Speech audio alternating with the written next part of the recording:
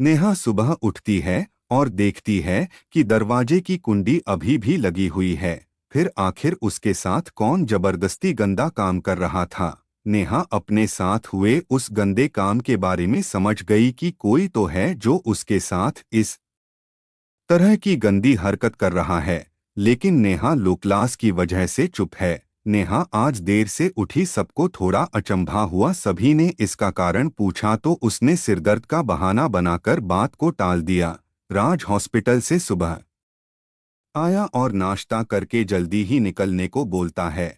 सभी लोग एक साथ बैठकर सुबह का नाश्ता करते हैं। अब नेहा मन ही मन रात में हुए उस अचानक मिले चरम सुख की खोज करती है कि आखिर उसके साथ ऐसा कौन कर रहा है और कैसे। आज नेहा ने मन में ठान लिया है कि कुछ तो राज है जो उससे छुपाया जा रहा है और आज नेहा उसका पता लगाकर ही रहेगी। धीरे धीरे समय बीतता गया और दोपहर के खाने के बाद सभी लोग अपने कमरे में आराम करने जाते हैं। नेहा भी अपने कमरे में आराम करने चली जाती है। अंदर से कुंडी लगाने के बाद इधर उधर देखने लगती है। उसे कमरे में अलग से कुछ भी दिखाई नहीं दिया। परेशान होकर रानी बेड पर सो जाती है।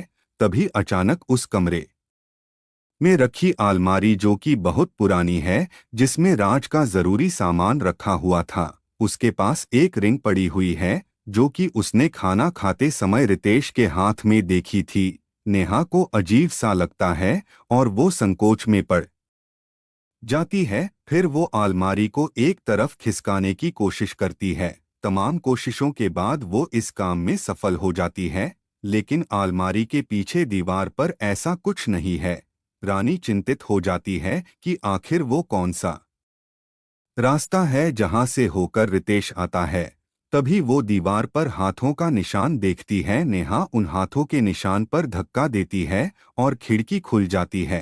नेहा आश्चर्य से देखती है कि आखिर कहाँ जाता है। अब नेहा समझ चुकी है कि रितेश इसी गुप्त रास्ते से उसके पास आता है। नेहा को अब सब कुछ पता चल गया है कि यही गुप्त रास्ता है जहां से रितेश आकर नेहा के साथ शारीरिक सुख भोग करता है। अगले दिन भी ऐसे ही चलता है, लेकिन नेहा ने आज कुछ नहीं खाया, पर रितेश को लगता है कि उसने शाम के खाने में नशे की दवा डाली थी। वो काम कर गई, क्योंकि नेहा अपना सिर पकड़ते हुए अपने कमरे में अंदर चली जाती है। योजना के अनुसार रितेश उसी दरवाजे से नेहा के कमरे में जाता है। आज रितेश ने रोमांस का नया तरीका अपनाने का सोचा। उसने पहले से ही नेहा के गुप्त अंगों को छूना शुरू कर दिया, जिससे नेहा बहुत जल्दी ही गर्म हो जाती है और रितेश का साथ देने लगती है। नेहा के इस तरह के व्यवहार को देखकर रितेश समझ गया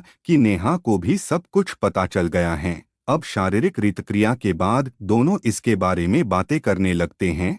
अब रितेश रोज नेहा के कमरे में आता है और शारीरिक सुख भोग करने के बाद उसी गुप्त रास्ते से अपने कमरे में चला जाता है। यही सिलसिला रोज जारी रहता है। एक दिन नेहा का पति राज घर पर नहीं है और नेहा के लंबे इंतजार के बाद भी रितेश नेहा के कमरे में उससे मिले नहीं आया।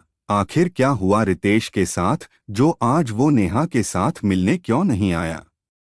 रोमांस की चाह में खुलेंगे नए राज। मन में है प्रेमी से मिलने की चाह, पर प्रेमी नहीं आया पास।